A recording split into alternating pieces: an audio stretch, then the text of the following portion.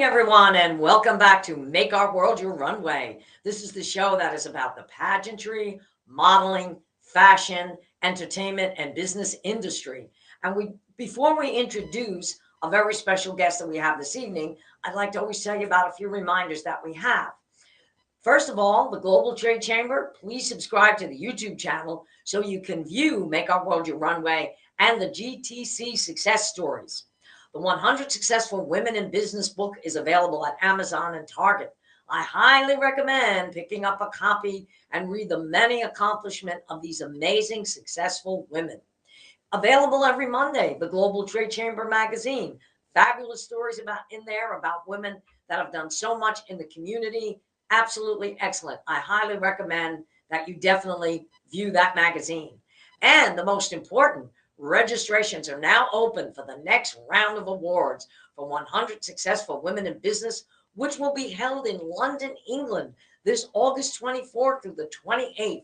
One event you do not want to miss.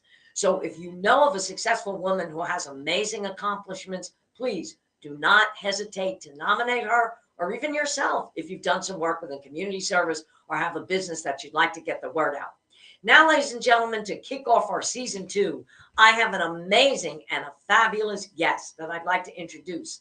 She is the founder and CEO of Power Up Radio TV, Dining Divas reality TV show co-host. She's a media personality, public motivational speaker, journalist and correspondent, 27 corporate and finance veteran, financial consultant, and a cancer survivor, which we will get into.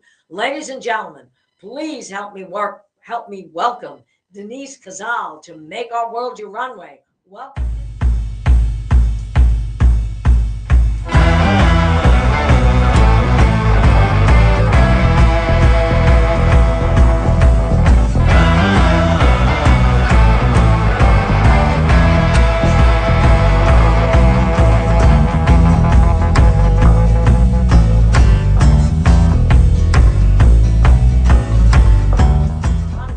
Welcome, Denise. Thank you so much for having me. I really appreciate that opening.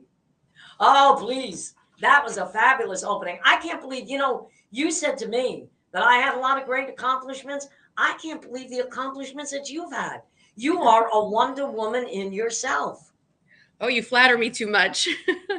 I'm pretty humble about that. You probably heard me say about 100 Successful Women going to London, England. I am definitely going to nominate you. You are a successful woman. You would be amazing to join us in England. You'd be fabulous. I think it's an award that would be very well deserved to you. Why, thank you very much. I've never been to London, so that would be a welcoming experience altogether. Well, let me tell you something about London. It's a party city, okay? My husband worked for Cable and Wireless for over 15 years. And we went back and forth to London, and all they do is party in the pubs all night long. I'm a fan of fish and chips. I love fish and chips. That's a common meal over there, isn't it? Yeah, it's a very common meal over there, fish and chips. So I'll tell you the truth. London, England, it's a party city. All they do is eat, drink, dance, and be happy. I should be living there then. Yeah, I know. I tell you, when I went there, I used to say to my husband, I'm exhausted. And he said, well, we got to stay with the gang for the rest of the night. Here it was 5 o'clock in the morning. Be going back to my hotel room, getting a couple hours sleep, and going to an expo and a seminar at 10 a.m. So you're brave. Exactly. So this time when I go to England, I'm going to make sure the week before I definitely sleep 24/7. I can party up. But anyway, you are the founder and CEO of Power Up Radio and TV, which I was a special guest on. It's amazing. So tell my viewers about that, because you have a lot of different and exciting guests on every week. Oh, gosh. I have been so blessed and fortunate to experience, which is now, the show is approximately 8 months old, and I've produced, let's just say, about 42 shows so far. And the shows are an hour each, and I get the privilege to interview individuals, which could be inclusive of celebrities, musicians, artists, creatives, influencers, topic experts, and the unique of the unique. I've learned so much in that journey, and when I started this, I've never, ever been behind the mic like this. I was just asked one day, back in October of last year, someone that's been following me asked me to come and just do a 20-minute interview. And I really didn't think much of it, but I sat down and I actually spoke for 20 minutes straight about nothing. And I didn't know, I mean, it was just like a little bit of a dialogue. And a little did I realize that I found it very easy. But Yes. This is the great thing about the show. I'm sorry to interrupt you, but the show itself, someone had said to me, what do you want your show to be about? And I'm a firm believer that sometimes I don't want to force things to happen. I want to let them unfold, because I really didn't know. I had so much I wanted to accomplish and use that platform for, that I just said, I don't have an agenda at this point. I'm going to let it go in the direction that is meant to be. And it unfolded itself. And the ultimate thing about this show is that these are stories of like the inside story of these individuals that I interview that people don't really know about. Like, where were you from? We did it with you, Angela. How did you start? The backstory, which lots of times interviews, and I don't even do interviews, they're conversations for me. So we actually get to the nitty gritty, and we want to start from the beginning of where you were and where did you go and how you got there, and the story of perhaps of the ups that you had, the challenges, and the recovery. And the tagline that I use in the show often is make your mess your message. And it's something that I often say. I've heard it a long time ago and it stuck with me. And it could be good, bad, and indifferent. It doesn't matter. But, we all have something that we can share that is either an educational tip, or it could be an inspirational tip, or nuggets of information that can be very hopeful and helpful. The show can get serious. So I really try to interject levity and have some comedic fun with it, because it is a Friday night at 7:00, and people are listening, and I don't want them to be depressed. The idea is to get them inspired to have a great weekend, because I also talk about events that are coming up, events Right. that I've actually participated in. And so the show has unfolded, and I'm hoping at this point that bigger things are going to come, because the stories have just been phenomenal, including yours. Thank you. No, it's an incredible show. And we try to do the same thing here. We try to find out how people got started, what they have in their background, what their future goals are. Yeah, it's been amazing. I've listened to a lot of your shows, and the content is absolutely fabulous. It's very different. And that's Yes. what I like about your show. It's not the same ordinary talk show. You really get to the nitty gritty and the heart of who a person is and where they're headed and what their challenges are, which in Absolutely. today's world, if you think about it, everybody's had a challenge. Yes. I have a saying when I meet people. I say, oh, you want to know about me? Come to my house. I'll open the door and I'll introduce you to all the skeletons that are there. That's exactly what I tell people. I said, what you see may not have been in my past. I said, okay. So yeah, you've got a great concept. And you also are very good friends with another friend of mine, Christine Caron. And you've also been reality TV show co-host for Dining Divas. Yes. It's interesting. I'm going to go back and do what I do to myself, to others, and just go back in time. I actually did a career transition into media. Yes. I was in finance for 27 years. I helped manage money for women and men, and I had all my certificates and licenses required to do that. And towards the tail end of my career, it was actually a personal choice. I was very tired of doing the same thing. And so little by little, I guess the universe heard me. And I one day got a call from someone that saw me on LinkedIn. And they just simply said, we need someone that can have business acumen and talk about the world of market and investments and so on. I said, okay, but I didn't realize it was to be on another show. That show was called Thumbs Up SoFlo. And I actually did 28 shows with them. And then from there, Christine was watching me, and I really didn't, again, know I had the ability to be in front of a camera like that, because I'm really typically very shy. And it was hard for me. But I will tell you, my career in finance and the skills that I've acquired in that time frame helped me to do what I'm doing now. Who would have thunk that? Is that a word? I don't know. Thunk. Well, anyway, I met Christine as an offshoot to the Thumbs Up SoFlo interviews that I did.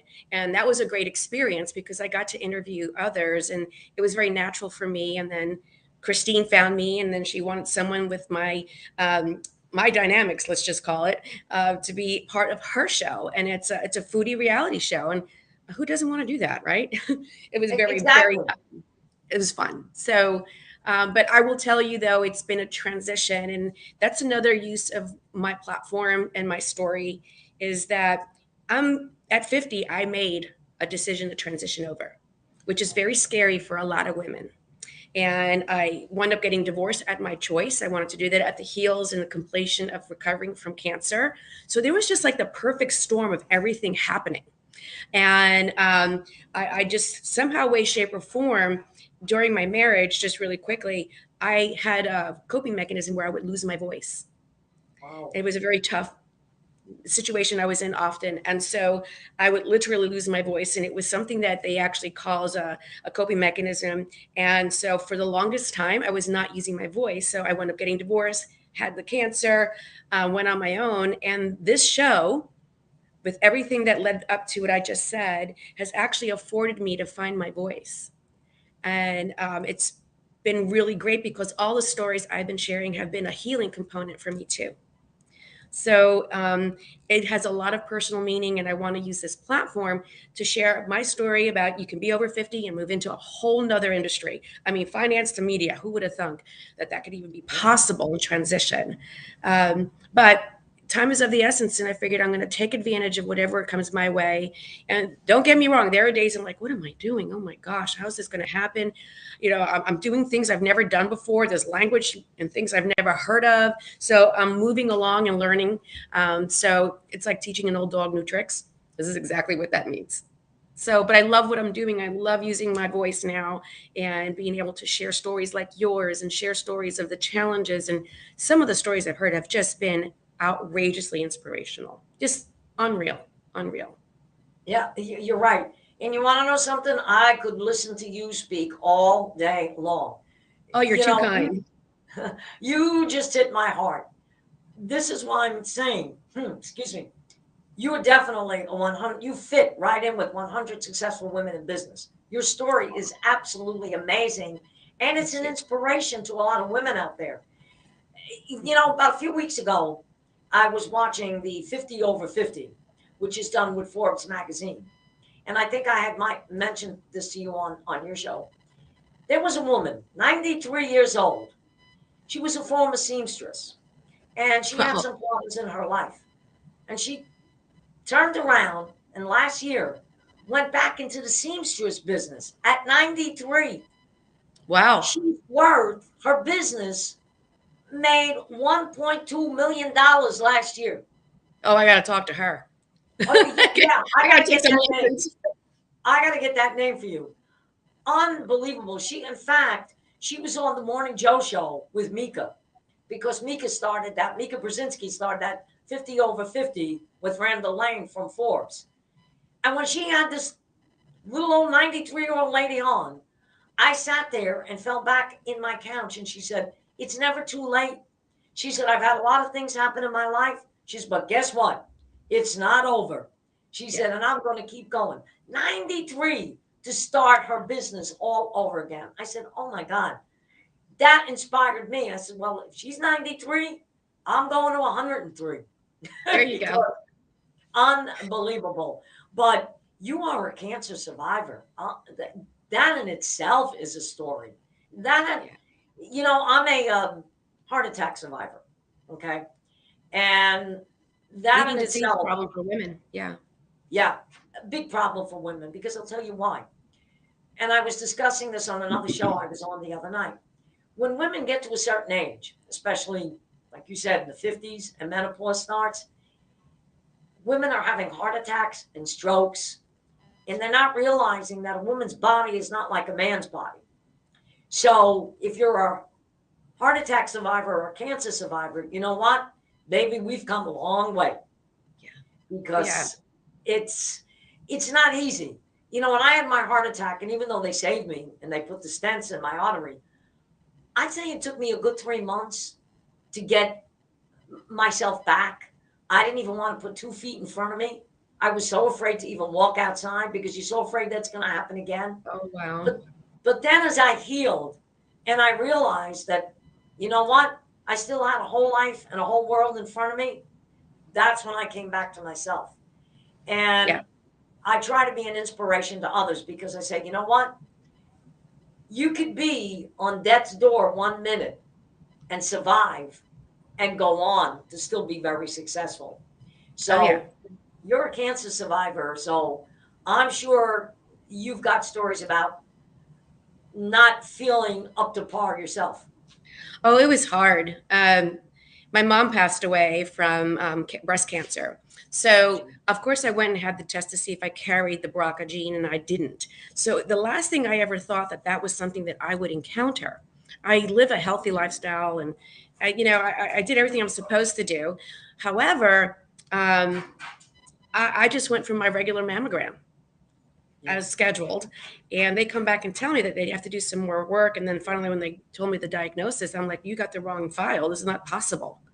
I was in denial. I was in true denial. And thank God, though, it was at such an early stage that I think, as the nurses said to me, I won the lottery ticket in the nature by which everything happened. But they kept going through having to what they call reach the margins, which is when they kept doing the biopsies. And by the fourth time, I said, you're carving me up like a chicken here. This is not going to make sense. And so I decided if they could go ahead and do a double mastectomy. And they said that they could. And it was actually Angelina Jolie that inspired me to do that. That's how far back I'm going. But for that matter, I got very, very, very lucky. But I will tell you, it also was a wake-up call. One of the reasons that I was 2 years after the fact, and I woke up one day and said, oh, I need to live. I was very, very unhappy. And so that led to the divorce and me finding my voice again. And I've just been in recovery ever since. And I think just now, by the way, I was married for 30 years. So I've only been divorced going on 6 years. So there's a lot of unraveling that needs to happen. But the cancer did launch me into making some life decisions. And I wake up every morning and I do say to myself, I'm glad my feet are above ground versus below. Right. There are days that I feel like they're like below ground, but you just got to keep forging forward. And it's not easy. We tend to want to judge people by the way we see them. And a lot of people don't really realize when they see me and they hear my story, they're like, they can't believe it because this is person that just walks in and they say, oh, she's a perfect little Barbie. I'm a real person. I got stuff to share. And I just, again, want to use this platform to be able to use messages of inspiration and growth. And the other thing that I didn't share with you, I did some studies really quick. And there are in the industry of media, call it more specifically radio and TV, that as a woman and also I'm Hispanic, there are only approximately 8% of the women in the industry that own either a radio station or own their own radio TV show. So we need to use this platform as well to send a message, to encourage other women, or to inspire them. Do your own show. I've been funding my own show. I've been paying for it out of my own retirement. I know this is the wrong thing to do. As a consultant in finance, this is like the last thing you should ever do. But I'm hoping that there will be a payoff in the sense that at least my voice, my journey is helping others. And, I'm hoping that there'll be a coming of just some ways to keep the show going and, supporting it, because I think this is a really great platform and a story. It is. And you know what? You said that. I actually fund my own show, but I know somewhere down the road, it's going to be very financial beneficial to me because, as you said, there's not a lot of women out there doing TV shows or even talk shows. And this is a great way to get the platform out, especially that there's a big women's movement today, going on. And in fact, our girl that's holding the Miss Latina International Puerto Rico title, she's up in Orlando, Mimi Mala. She just became the executive producer. She has a talk show every Wednesday night called Peace on the Streets. And I'm definitely going to recommend you to get on there. It's a great, I'm on every Wednesday night. Okay, we give all the updates on Miss International World, but we also talk about different platforms and different things that are going on. So it's a great show. In fact, she just came down to Hollywood 2 weeks ago, and she was the daytime host for Hollywood Salsa Fest 2022, I should say. Made that mistake, 2022. So women are really getting out there and really hosting and really have stories to tell. That's why 100 Successful Women in Business is so successful. We did it a couple of years ago in Pembroke Pines. We had over 100 women from around the world that came That's there, that amazing. received the award, that told their stories. And of course, last year we could not do it because of the COVID lockdown, but now we're going back to England, and we've got women from around the world that are coming. And if you really read their stories and listen what they have to say, it's unbelievable. Not Yeah. everybody has had the glorious, let's say, path. Okay. Everybody's had some bumps in the road, some more than Absolutely. others. Yeah. But it's amazing. The playing field in the business world right now, going back to another message that I have, is that, we as women are not yet of equal pay in the workforce. And I'm hoping that we're moving the dial closer and closer to that by using our voice and our lives and energy, to be able to do that. And the other most important thing is that, in this industry, going back to the media side of women being involved in media. Now, in media, women, believe it or not, are much more well received in news when they're delivering it, which is, far beyond their counterparts. But in the workplace and financially speaking, in the financial world where I came from, there's only like 14% of women in the industry. And if you break that down even more for Hispanics, Latinas, well, it comes out to even a smaller bite. So we have so much yet to do in so many different industries. But there's so many things that I want to make sure I express. But by the way, when you bring up the word Puerto Rico, I am half Puerto Rican, and the other half is Cuban. The other parts from Spain. But however, I was Miss Puerto Rico in New York way back in the day. So I actually have the key that they gave me to Puerto Rico by the mayor way back then. So I appreciate what you're doing. I appreciate your platform. And I love the fact that women that participate, young women that participate on your platform, are being recognized for their platforms, their story, their mission, and not just based on beauty. It's based on brains and heart, and that's what I love. Yeah, exactly. I mean, you take our Miss International World, Akshata Prabhu, from India. I mean, this girl is absolutely amazing. She's a doctor. She's a dentist. She's a CEO of the International Glamour Project. She trains women around the world to be in pageants. But the thing that I love that she doesn't only train them for the runway. She really gets into the interview part and tells them. Yeah, she makes sure that they have platforms, that they have to go out and use their voice as to get the message out around the world. So we're very proud of her. I mean, I have a couple of girls that love the modeling industry. Now, one of them, who we're very excited, Wilina Rodriguez, who's our supermodel. She now is the top model for Supermodels Unlimited magazine, and she's going to be going around the country and possibly around the world, training and speaking on modeling and letting women know that you can take modeling to the next level. It's just not about the runway, but you also have to have some smarts and make it a business. So we're very proud of that. I have to share, I do modeling. Who would have thought that here, over 50, that there is a modeling platform for women over 50, and they're called lifestyle models. And I just got 2 more contracts to represent cream line and some makeup as well. But it doesn't stop. Like the 93-year-old woman, it doesn't stop. And we have to use our assets and to benefit what we need as far as our brains, our thoughts, and our communication, and what we have as far as to share to help others. But modeling does still exist for people over 50. It's becoming more common. It does. And you see a lot of these women on the runway. Look at the Miss Senior America pageant. Okay. Oh, stop. I never heard of that. Miss Senior America pageant. I never heard of that. I used to judge it in New Jersey all the time. Louise was the director for Miss Senior America, New Jersey. She used to bring me in as a judge. I could not believe these women. This was for women 65 and over. Oh, they goodness. would get out on that runway and strut. Oh, my. I'm going to have to Google this. I went to Las Vegas to see the national pageant. I mean, they came from every state. They had like 50 women up there. I was scratching my head. I said, look at these women. I mean, they had one woman, speaking of 90, one woman 90 years old that won the title, singing and dancing. She didn't Oh look a day my. over 65. They still have this going on today? Oh, yeah. If you look it up, Miss Senior America, they just crowned all their women. And now I'm going to go ahead. That's awesome. I'm going to have to follow this, and I'm going to put it on my calendar for when that time comes. Put it on the calendar. You know, I thought about competing, but being that I have my own pageant and I'm always so busy, but I follow it. I said, look, you would win. I know you would win. Probably not. I figure I'd come in the top 5. But even if I didn't win, what an experience to get out there with these women. And I could not believe it.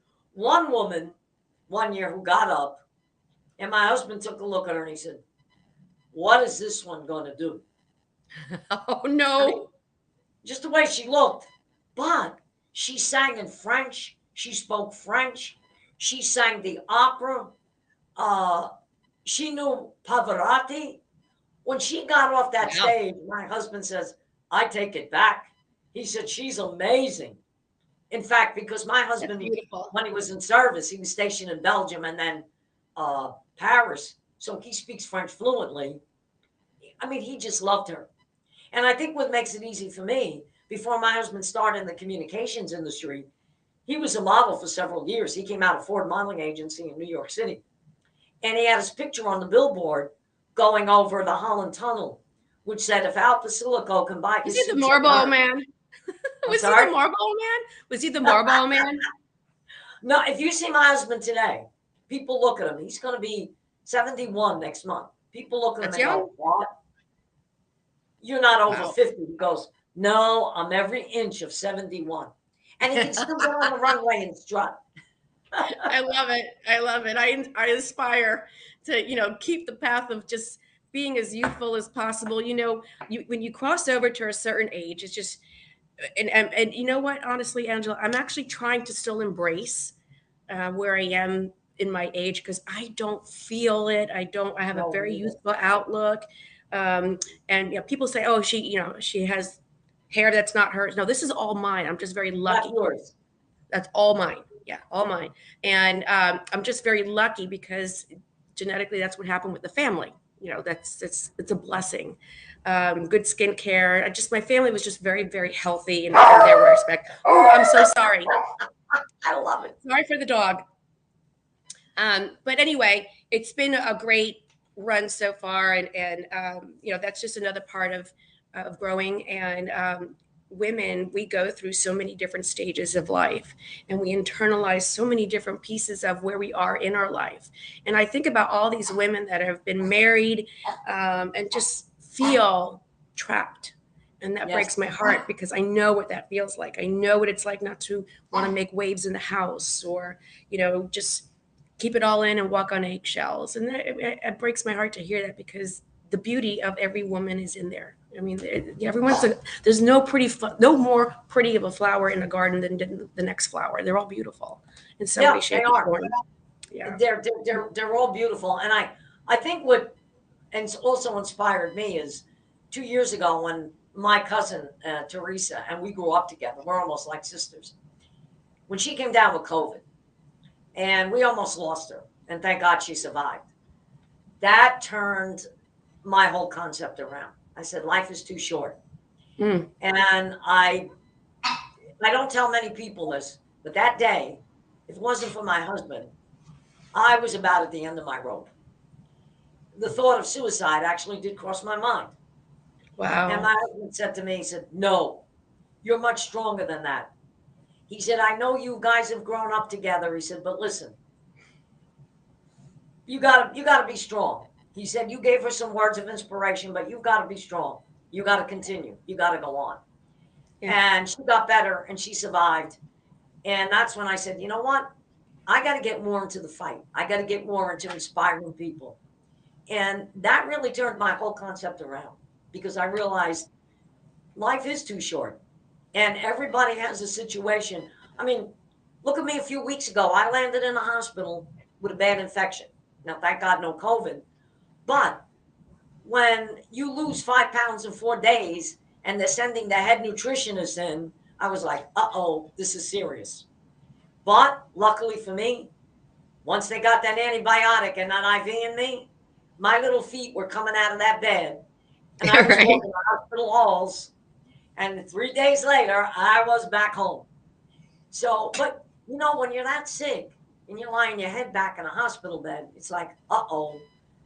I told my husband, I said, watch, they're going to come in and tell me there's another unknown virus that they Oh, can't help you with. And I was like, no, that's not happening to me. no, So, no, no. yeah. But you know what? My husband has the same. He says, you know what Freddie Mercury says in the song, and we'll keep on fighting till the end? I He love said, him. yeah, I do too. And that's my husband's philosophy. He said, I'm going to fight even when I'm taking my last breath. And I said, you know what? That's an incentive. That works. So Hmm. thank God I got a husband that's always behind me. Okay. And he's always giving me words of encouragement. And being Lovely. in the business, I think that's the reason why I can do Yeah. what I do. Because, you know, as they always say, there's behind every man, there's always a good woman. Well, once in a while, you get a good man that's behind a woman. So he's a Oh, little bit of my that's a, inspiration. I think I'm lucky. I'm going to run with that to be inspired to what you're saying. I am single, and it's actually, I don't know about anyone else, but it's like just to get a date, to keep their Oh, yeah. word, or to go on a date. Uh, People are like, why aren't you married? Where? I don't know. You tell me. I'm here. It doesn't matter. But I think the most important thing is to be fulfilled inside, and I'm still working on doing that. And I'm okay with that. It is what it is. I'm just still moving along, trying to develop and grow. You know what? In today's world, very, very tough to get a date and find the right person. Thank God I found my husband 30 years ago in New York City. Times were a lot different. I think if I was out there today and I was single, I'd probably stay single for a while because, Yeah. you know, trying to find somebody that has the same interest, it's really tough. But something that I love that you do, the Humane Society, and I Yes. see a very good friend of ours, Steve Saber, is Yep. having a fundraiser for animals. Tomorrow night. That's right. The show is actually a sponsor, and we'll be talking about it. I will be having Cheryl come on, who works very closely with the organization, and we're going to be talking to her on the show tonight. It's as just to remind everyone, and the show is every Friday night at 7 o'clock, and you can listen in on 95.3 FM, 96.9 FM, and also 1470 AM, also on iHeartRadio. And you can catch us live on all social media platforms. But we will be having and talking about that. I'm an avid dog lover. I've had cats, but I have two now, and I'm like terrible. If I see them, I want to take everybody home. It's just terrible. You like me? It's awful. Oh, It's like, oh, kills me. But I no, love it's them not. all. I see a little stray cat on the street, and I want to open my car door. My mother says, "What are you doing?" I said, "I feel so bad for her," and she's a cat lover as well. Okay.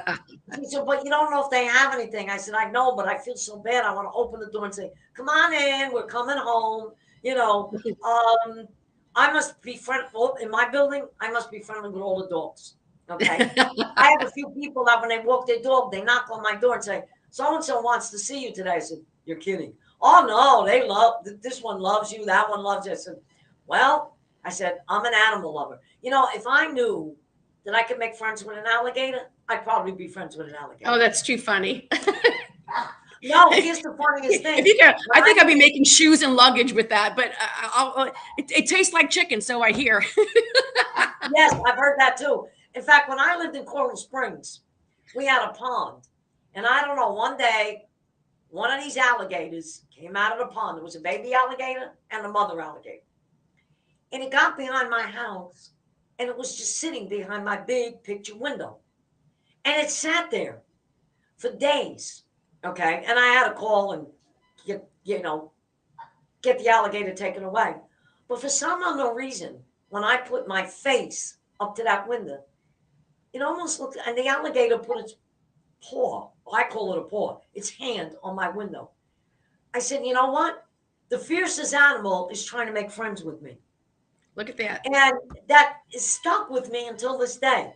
That's why I said if I could make friends with an alligator, I make friends with an alligator. Well, you're So, braver than I. We will actually be having on the show.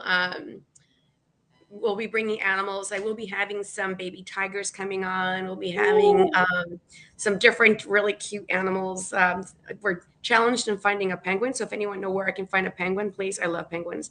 But no, I want to be able to dedicate at least a portion of my show, whether it's 3 to 5 minutes, to charitable events. And just because I think it serves to send the message and the word out that these organizations are doing great work. But the other organization is the veterans. I'm very, very partial to supporting our veterans. And, coming back from the 60s, I remember Vietnam War and the horror that was attached to it. And that just became very personal and always stuck with me all that time. And so, I really do feel for our veterans, very much so. I really do. I feel for their PTS. Yeah, I'm very big with that. In fact, I come from, you can almost say, a military family. My grandfather was in World War I. He was a top sergeant. My father was in World War II. In fact, my father was the lead destroyer that sank the Bismarck in World War II. My Uncle Tony, which was my mother's brother, he was in World War II. My husband's a Vietnam veteran. My cousin Tony was also in the Vietnam War. Okay. He was Air Force. My husband was Air Force. So we pretty much have the entire family that was veterans. Wow. Yeah. My grandfather was left for dead on the battlefield in World War I. And if he didn't moan, they would have left him there. So, and he kind of suffered all his life after that. But yeah, they were all veterans. So I'm very big on the veterans. I feel, you know what? These people are out there every day putting their life on the line, protecting us, whether we're in a war zone or not in a war zone. Mm-hmm. And I always say freedom comes with the highest cost. And these people, to do that and protect us, they deserve a lot. They really do. And I love watching that show on Memorial Day, the one that 𝐿 has, where he brings all the veterans to Washington and they honor them. I think that's a fabulous show. Yes, I've been to the monuments in Washington, D.C., and it's just so moving. I mean, it really is very moving. The souls that we've lost, all for the cost of freedom for us. And I call them the first responders of freedom. So that's kind of like my tagline to them. I actually know someone that suffers from severe PTS, and that hit me hard. Because it was just amazing to me, the stories, some of the things I've heard that they went through, but the real dark of it, I don't think that ever goes away. It never goes. No. You just have to learn how to cope with it. No, it doesn't. In fact, every year on Memorial Day, and you still get some of the World War II veterans that are alive, and they stand there and they tell you, you have no idea the hell that we went through. I mean, these boys were like 18 and 19 years old that went into World War II. Some of them never even made it back. I mean, look at Pearl Harbor. 3,700 people still buried under the ocean there, in Pearl Harbor. It's unbelievable. But, like we say, these people fight for our freedom, so they deserve a lot. And a couple of years ago, I did a big fashion show for Wounded Warriors. And love them. You know what? Love that platform. I love that platform as well, too. Yeah. And in fact, Cindy McCain was very big with that organization especially when I knew that. Yeah, I remember that. Yeah. Yeah. So I got a chance to meet Cindy McCain, and she was an amazing lady. And she was just so thrilled that we came out to do that fundraiser and do a fashion show. So if I have to do something like that again, I would love to do another fashion show for the veterans, because I think Count me in. That's something we got to work on. Exactly. Oh yeah. But you are such a worldly woman, and I think we've covered like everything. So what would be some of your last words that you'd want to say to our viewers, some of your thoughts or anything you'd want to pass on to them? So what's my message? Whatever my message. Okay. So I think, as I said, to take the leap of faith, that if you want to try to do something, no matter what your age is, go for it. It's a slippery slope, and is there a net at the end? You won't see it, but there is a net for you, and you will fall into it, and it will come to place and unfold the way it's supposed to. The other thing too is, stay strong, see your vision. And the other thing is support other women in their endeavors. We have to really lift each other up, because so many times other women won't help other women for whatever inner reasons they may have, but we have to lift each other. We really, really do. And we have to pave the way for our younger generations. So that's my last word to you, is we got to pave the way. Exactly. And you just said something, younger generation. And, it reminds me something that I'm going to show my age now, that President Kennedy once said in a speech, when he said, in our final analysis, our most basic common ground is that we all inhabit this small planet. We all breathe the same air. We all cherish our children's future, and we are all mortal. I will never forget those words. Wonderful words. Yep. And I was very, very young when I wrote to President Kennedy. And one of these days, I'm going to show that letter on this show. The letter that he wrote to me. I was only 10 years old. And he even said some of the things that I said to him even inspired him. So I kind of choke up when I talk about President Kennedy and some of his speeches, because he was an amazing man. He was struck down in the prime of his life. He was only in 1,000 days, but he did a lot for this country. And some of the things that he said, I will never forget. But Denise, I want to totally thank you for being on the show. It was such an honor. You're such an inspiration. You have kicked off our season 2. I could not have had a better guest than have kicked off season 2. And anytime you want to come back to Make Our World Your Runway, you have an open invitation. And I know you and I are going to be collaborating on several things. We will definitely. Absolutely. And as I said, I am going to nominate you for 100 Successful Women in Business. You will hear from the organization, so I'm the one that nominated you. But again, thank you. I'm going to be listening to your show tonight, and it was such a pleasure to have you on Make Our World Your Runway. Thank you so much for having me. You're a blessing to us all. Thank you. Thank you so much, Denise, and we'll see you soon. Take care now. Thank you. Well, there you have it, ladies and gentlemen. Kicking off season 2 to Make Our World Our Runway was Denise Casale, the owner and host of Power Up Radio TV. So once again, thank you for tuning in. We will see you next week, when we'll have another special guest for starting again with season 2, Make Our World Your Runway. Thank you so much.